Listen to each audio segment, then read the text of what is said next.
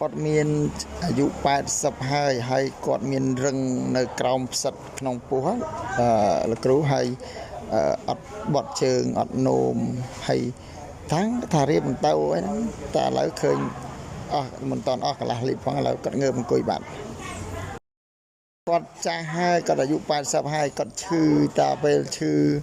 ដូចមានរឹងក្នុងពោះរឹងអីចឹងទៅថាគាត់ស្លាប់មិនបានរស់ទេតែឥឡូវនេះគាត់ខ្ញុំទិញឲ្យដូចជា1លីត្រឥឡូវនេះសាកអស់មិនតាន់អស់កន្លះដបផងឥឡូវងើបអង្គុយឥឡូវងើបអង្គុយខ្លួនឯងឥឡូវគាត់រស់វិញហើយឥឡូវងើបអង្គុយបានហើយឥឡូវបានថតជាវីដេអូផងលោកគ្រូបានថតចេញជាវីដេអូទេប៉ុន្តែខ្ញុំរៀបចំកំងខ្លួនខ្ញុំម្ដងឥឡូវខ្ញុំកាពះពវៀនញ៉ាំអត់ទៀងខ្យល់នៅក្នុងកាពះពវៀនខ្លួនខ្ញុំរវល់ដើរទិញស្រូវទៅអត់បានចាប់អារម្មណ៍រៀបចំអញ្ចឹងលោកគ្រូហើយប៉ុន្តែជាក់ស្ដែងឥឡូវនេះគាត់ងើបបាន